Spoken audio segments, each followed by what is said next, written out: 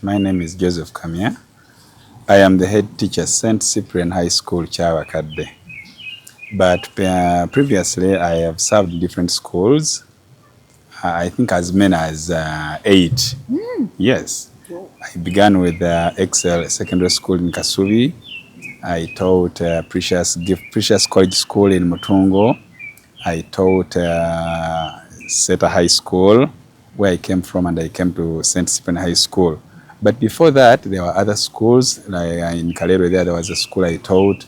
I taught in St. John Mukono, St. Anne Grace Nachifuma, and Lumza High School Machindi. Wow. Yes. All those other schools I taught them when I was at university, before and after university, and during university. I also taught Maryland High School Kasubi, by the way. It's my maiden school in 1999 to 2000. So these are the schools I've taught.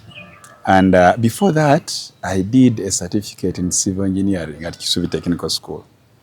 And therefore, I'm a builder, professional builder. That is a professional builder. And then during school, I also did counseling, HIV counseling with the TASO Uganda. Okay. And I think it has given me some experience to work with children sensibly, ably, and helpfully. Wow. Yes. How serious? I should say it is very, very serious. I have worked with children for a number of years. Yes. But among the youth, around 10 to 25, in schools it's about 10 to 20, 19, 20. It is a very serious thing. Exposure is very high, and learners are very much affected to the extent that some drop out of school, others decline academically, and the teachers do not know these things. Parents don't know these things. And the only thing they do is to see a problem at a later age and eventually blame. They don't help. Very few help. Many simply blame. And these children hate themselves, which gives us eventually many problems. People tend to do suicidal tendencies. They want to drop out of school.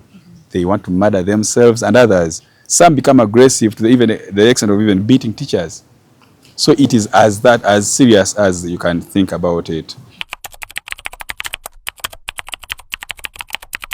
There are various cases and causes. One, we have problems at home. They are living at their homes, and home has very many problems. One, we have got problems as parents. When parents disagree, some of them tend to become aggressive towards children. They don't listen to them. Now the children who are not listened to, they feel they are denied chance to be owned. Now if they feel they have nobody to talk to, they will turn to something else. The other thing is about environment. Our children have got a lot of exposure. Today, in this modern era, we have got social media. Social media, everybody has a phone. Learners have got laptops. And we have got as many avenues. We have YouTube, we have X, we have, I think X is Twitter. Yes. We have got WhatsApp, and many others, where these learners are getting in touch with the drugs and substance freely. I'll give you an example. The first time I was in Dubai for a tour with children, there was on the streets, people are smoking shisha. Freely on the streets. And I think with that globalization in Uganda is now very common. Now learners do that because they are just curious. They want to try out something. How does it feel? Before they know it, they are already taken. The other challenge is about curiosity and peer influence. Our children in schools, they are recruited by their friends. A friend will simply tell you, you can try. It's okay. It's no problem. And before they know it, it has taken them. The other problem, I think, is esteem. You know, in schools, we have got this thing of branding. High flyers.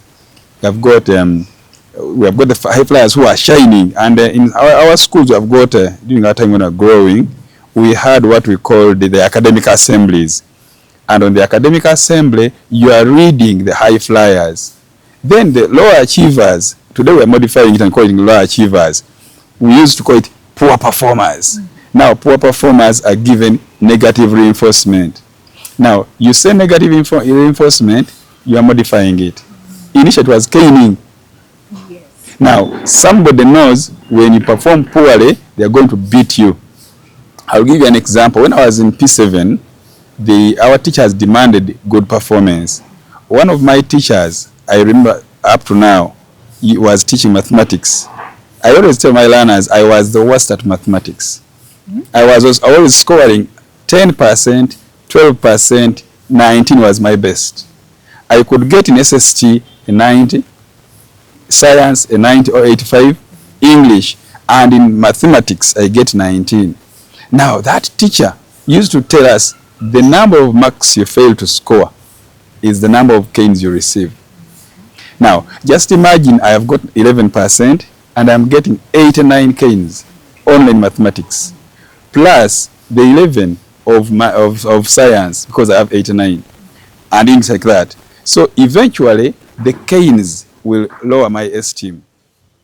One thing I remember, personal experience, I am the person who introduced what you call containing canes. I used to wear 2 pants. Funny thing. One pant is on the body, the second I saw a sponge, such that when they hit, the cane is condensed by the sponge. Now, each time you see this teacher coming to class, your esteem goes low. I am only lucky I didn't do drugs, but esteem used to go down. So all these are factors that are taking children down. Now, in the modern era, in our secondary schools, we have got low esteem emerging from what? Body shaming. You find somebody grew up like this, and the friends are bullying. You are like this, you are like this. Now, before they get somebody to talk to, their esteem goes low, and they are turning to something, but you can't do this. And then you become strong enough. They get there. So there are very many factors that are taking our children into drugs.